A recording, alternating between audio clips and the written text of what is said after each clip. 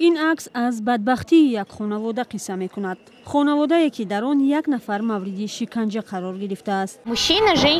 در آن مرد، دختر و زن بدار کشیده شدند و یکی از رسم‌های بحثی است. بسیاری ها می گفتند که این خل شدنش امکان ندارد، زیرا که حالا زمانی جنگ نیست. در اصل ما می‌خواستیم نشان دهیم که وقتی در اویلا یگان بدبختی رخ می‌دهد، تمامی عضو آن را بی‌طرف گذاشتن نمی‌تواند. یعنی تمامی اهل اویلا عذاب دارد.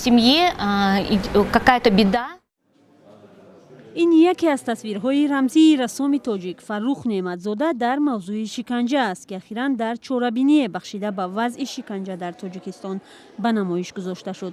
تمام تصویرها در این چورابینی از شکنجه نسبت آدمان قصه می‌کند. خیلی مهم است که اگر ما همه ساله این روز را قید نماییم، زیرا قربانیان شکنجه خاطره آنها را باید که در خاطر داشت و به مقامات دولتی به دولت خاطر رسان کرد که این عهدهداری ها را باید که همه ساله، همه روزه، همه وقت، هر ساعت اجرا نماید و محض این عکس هم بخشیده شده است به خاطره قربانیان شکنجه تا اینکه این مناسبت ها در آینده تکرار نشوند و اون نفرانی که قربانی شکنجه شدند جبران ضرر بگیرند، مادی و معنوی خود را.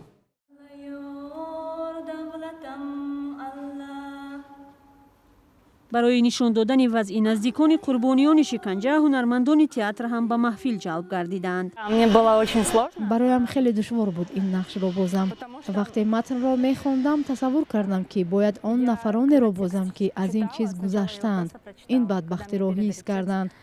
راستی گپ این برایم بیگانه بود، زیرا شکر خدا که نفری از خانواده من به این چیز گرفتار نشده است. اما تلاش کردم که درد آنها را به تماشابین رسانم.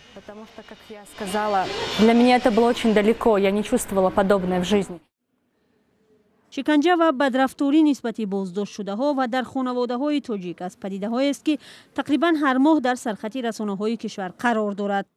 سازمان های بین المللی نیز به خاطر جای داشتن شکنجه از تاجیکستان زیاد انتقاد میکنند، اما مقامات میگویند با شکنجه برخوردی شدید دارند. روز به روز صفت بررسی پراندو بهتر گردیده شده است. برای اونکه ما حرکت میگیریم سودیا که به هر یک کمبودی در اشکار میشه به اون توجه زایی نمیه و حرکت میگیریم اون رو با مقاماتی که با کمبودی رو میتیان هنگامی تفصیل وگی به هم مقاماتو ارسال کنیم تو اینکه در آینده هم تکرار نشوند.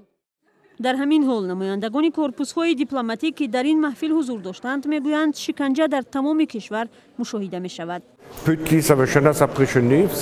هرچند طبق قانونگذاری در اکثر کشورهای دموکراتی شکنجه و بدرفتاری ممنوع است، ولی ناوابسته به این هنوز دیده می شود. جامعه دموکراتی باید پیوسته با این ظهورات مبارزه برد. باید گویم که این از تربیت و فرهنگ وابسته است. حامیان حقوق انسان پیشنهاد دارند که برای پیشگیری از شکنجه جزا نسبت اشخاص شکنجه کننده پرزور شود.